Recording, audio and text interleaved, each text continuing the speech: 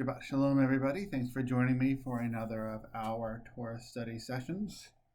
As usual, we're going to begin by taking our news, putting it off to the side. Got my kippot. I'm actually going to put on this baseball one because the new basketball season is starting soon. I don't have a basketball kippah, but sports are sports. And this is the one I feel like wearing today. Then, ooh, that is tight. There we go. Okay, cool. Now we've got our Tanakh. And before we start reading, we have our blessing. Baruch atah Adonai, Eloheinu melech haolam, asher kidshanu b'mitzvotav v'tzivanu la'asok b'divrei Torah. Blessed are you, Adonai, our God, sovereign of the universe, who hallows us with mitzvot, commanding us to engage with words of Torah. So, we are going to be reading today.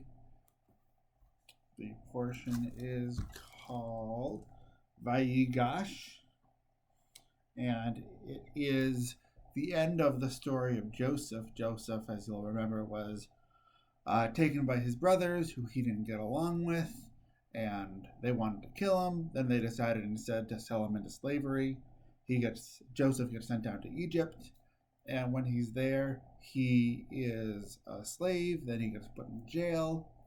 Then he begins interpreting people's dreams, and Pharaoh hears about this, and he releases Joseph from prison, and Joseph ends up becoming, I think that the term that is most often used is like prime minister. It is just like one of the chief people in all of Egypt is this guy who Pharaoh chose. And so Joseph has a lot of power in Egypt. And Egypt is the whole region is going through some famine. That in fact was a key part of the dreams that Joseph was interpreting for Pharaoh. So that's sort of the background of what's going on. Then Joseph's brothers from Canaan come down to Egypt because they need food, because there's a famine affecting the whole land. And they end up meeting with Joseph, who pretends not to know them, and is frankly pretty terrible to them. And he really kind of lords it over. He really makes them work for his favor. He ends up threatening to keep one of their younger siblings, the one brother of theirs who's younger than him. He's quite badly behaved, is sort of the plainest way to put it. But at this point in the text, Joseph is going to reveal himself. He has, in addition to being a little insufferable to them, he occasionally has just left the room because he's so overwhelmed with emotions. He had to calm himself down. So there are some conflicts going on with him, and here he finally reveals what's been going on. So with that, Joseph could not control himself before all his attendants, and he cried out, "Have everyone withdraw from me." So there was no one else about when Joseph made himself known to his brothers. His sobs were so loud that the Egyptians could hear, and so the news reached Pharaoh's palace. Joseph said to his brothers, "I am Joseph. Is my father still well?" But his brothers could not answer him, so dumbfounded were they on his account. Then Joseph said to his brothers, "Come forward to me." And when they came forward, he said, "I am your brother Joseph, he whom you sold into Egypt. Now do not be distressed or reproach yourself because you sold me hither. It was to save life that God sent me ahead of you. It is now 2 years that there has been famine in the land. There is still 5 years to come, in which there shall be no yielding from tilling. God has sent me ahead of you to ensure your survival on earth, and to save your lives in an extraordinary deliverance. So it was not you who sent me here, but God, and he has made me a father to Pharaoh, lord of all his household, and ruler of the whole land of Egypt. Now hurry back to my father, and say to him, 'Thus says your son Joseph, God has made me lord of all Egypt. Come down to me without delay.'" Okay. So Joseph actually, quite suddenly, has a very optimistic view over the situation. Rather, he's not upset. He was upset at his brothers, and he did kind of lord it over them before. But after revealing, he's like, "Look, guys, you shouldn't be upset about it.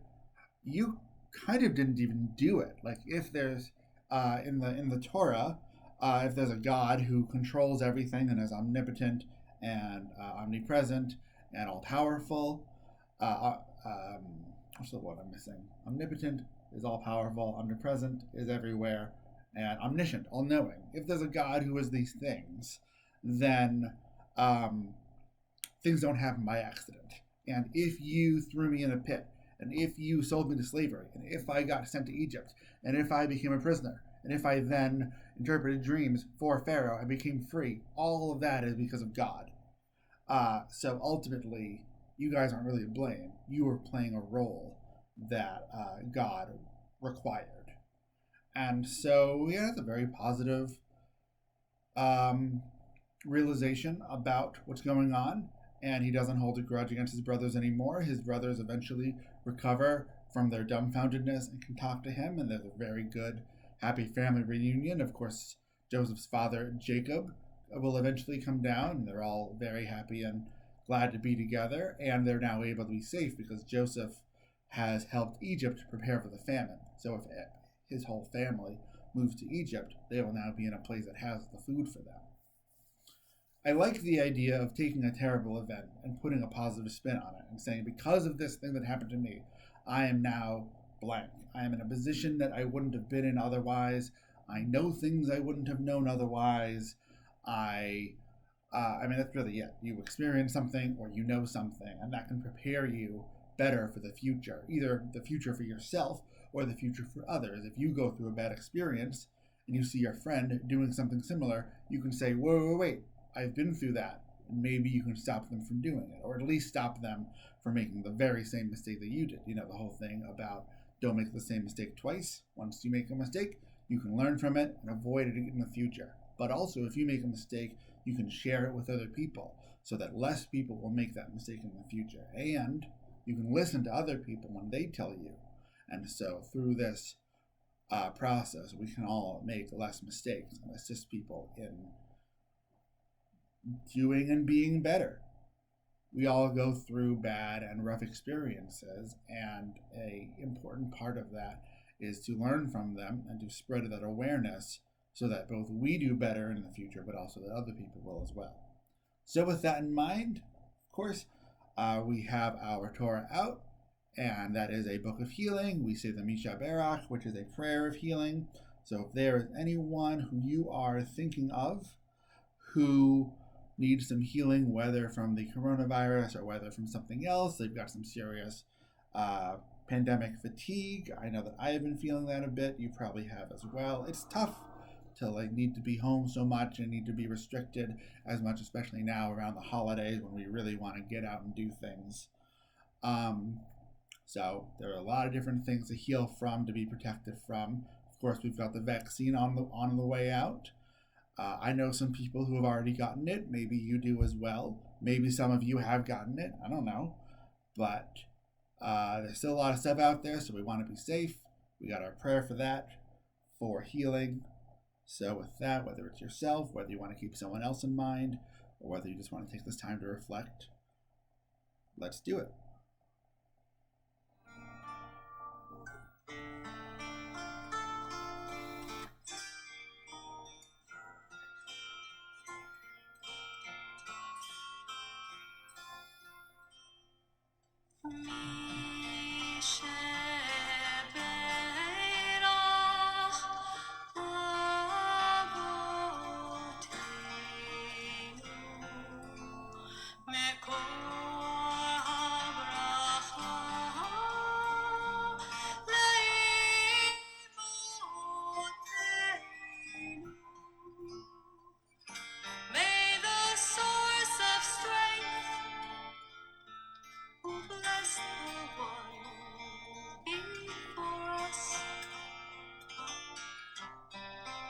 Us find the courage to make our lives a blessing, and let us say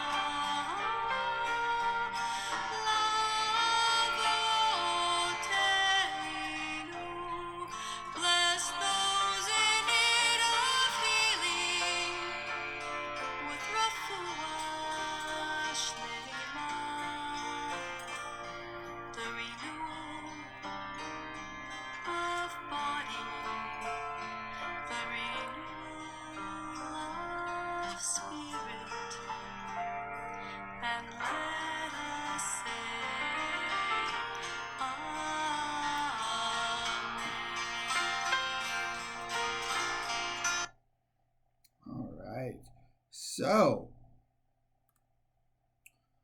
thank you so much for spending this time with me. I hope you guys have a wonderful Shabbat and a great weekend. Be healthy, and I hope that you're finding good ways to keep yourself occupied. If you want to talk about this Torah portion or anything else, I guess, feel free to email me to the Jewish Life account. All right. Of course, there are lots of other holidays going on nowadays. So if you celebrate those as well, happy holidays, but especially Shabbat Shalom. Take care.